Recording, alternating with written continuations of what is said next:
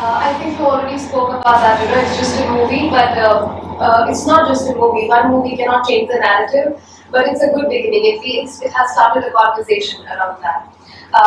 One more thing, when I saw you, you went to a Berlin Film Festival. You spoke about supporting Ajrak and Madhubani. So I wanted to speak a little on Ajrak, and I think Bhavna can also answer that. As Sindhis, as young Sindhis, we only connect to Koki, Sindhi Kali, Alu Chokda, Matamas Kalandan. So we become tokenistic Sindhis, that we know only this much, and if somewhere in the club there's a Matamas Kalandar, I become very happy. But Sindhi is so much beyond that. How do we penetrate through for the youth today? Okay, thank you. I had requested for one, I got 3. My channel called Sindhi Film Festival on YouTube has over 200 videos. It is self-produced, self-funded. I keep money aside from what I earn.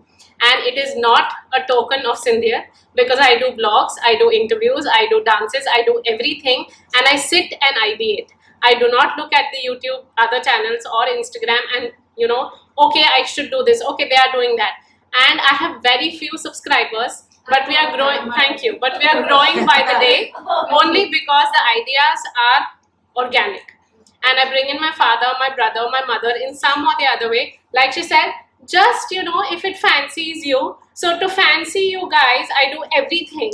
And that is an attempt. So I definitely don't do the tokenism. Also, just quickly addressing what she has done.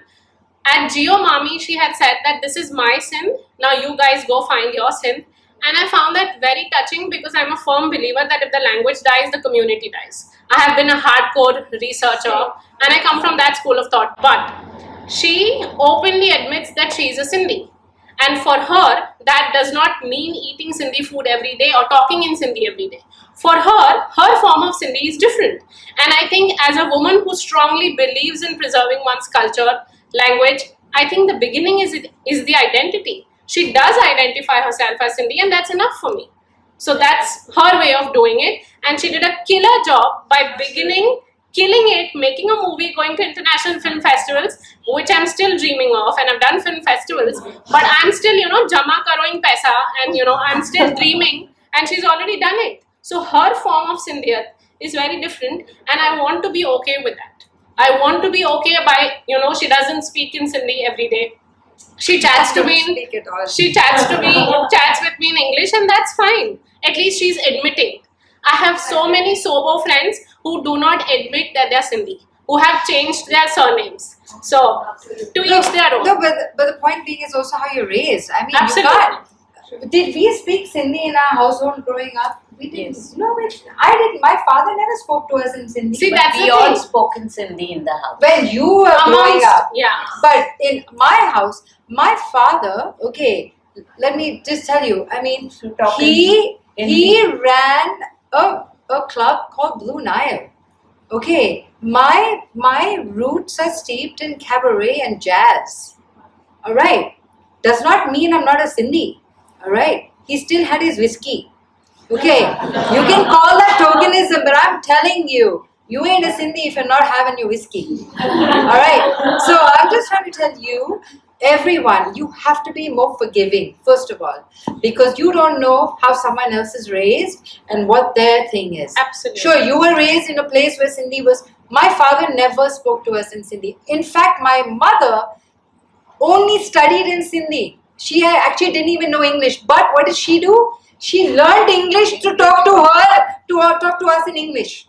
Yeah. So she did not even talk to us in Sindhi. Alright? So now if mom and dad are not talking to you in Sindhi, but the beauty of that, when you look on the other side, is that you are raised with such an open world.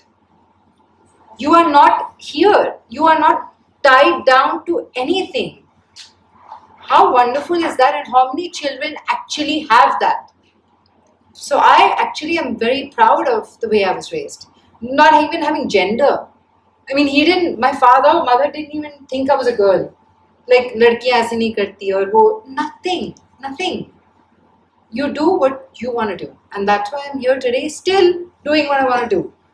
So it says a lot. And I cannot be a hypocrite and say, well, language is dying and this is dying. But the point is, How many people have taken the initiative to go out there to preserve the culture like this?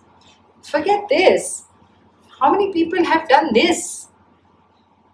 Okay. That's being mad. So if you believe in something, be mad about it or don't do it at all. Yeah, simple. Simple that. Thank you once again, each and every one of you. Be mad about preserving your culture in whichever way you can. Yeah, whichever way you can, man. And thank you once again.